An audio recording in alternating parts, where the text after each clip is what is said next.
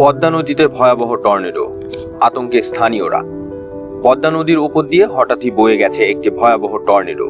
মুন্সিগঞ্জের লৌহজং উপজেলার কাছাকাছি নদীর মাঝখানে এই প্রাকৃতিক দুর্যোগটি দেখা যায়। মুহূর্তের মধ্যেই নদীর পানি তীব্রভাবে ঘূর্ণায়মান হয়ে আকাশে উঠে যায়। স্থানীয় মৎস্যজীবী ও নৌকার মাঝিরা আতঙ্কে নদী থেকে উপকূলে ফিরতে বাধ্য হন। ভয়াবহতার চিত্র ভিডিওতে ধরা পড়ে। সামাজিক যোগাযোগ মাধ্যমে ইতোমধ্যে ছড়িয়ে পড়েছে টর্নেডোর ভিডিও। একাধিক স্থানীয় বাসিন্দাদের মোবাইলে ধারণ করা সেই দৃশ্য পোস্ট করলেই মুহূর্তেই তা ভাইরাল হয়ে ওঠে। ভিডিওতে দেখা যায় নদীর পানি সাপের মতো পেঁচিয়ে আকাশে উঠে যাচ্ছে, সঙ্গে বাতাসের গর্জন ও নৌকা দুলতে দেখা গেছে।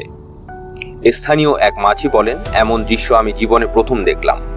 হঠাৎ করে নদী যেন গর্জে উঠল। আমি আর দেরি না করে নৌকা তীরে নিয়ে এলাম। এক গৃহবধূ জানান, আকাশ কালো হয়ে আসে, তারপর হঠাৎ করে নদীতে যেন বিশাল এক কুণ্ডলী ঘুরপাক খেতে শুরু করে। আমরা ভয় পেয়ে ঘরের ভিতর ঢুকে পড়ি। আবহাওয়া অধিদপ্তর জানিয়েছে এটি একটি স্থানীয়ভাবে সৃষ্ট ওয়াটার স্পাউট, যা সাধারণত টর্নেডোর মতো আচরণ করে নদী বা সাগরের উপর।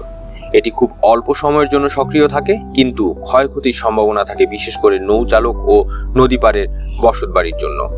এখনো পর্যন্ত কোনো হতাহতের খবর পাওয়া যায়নি, তবে একটি মাছ ধরার ট্রলার উল্টে যাওয়ার খবর নিশ্চিত করেছে উপজেলা প্রশাসন। নিখোঁজ 2 জনকে খুঁজতে নদীতে উদ্ধার অভিযান চলছে।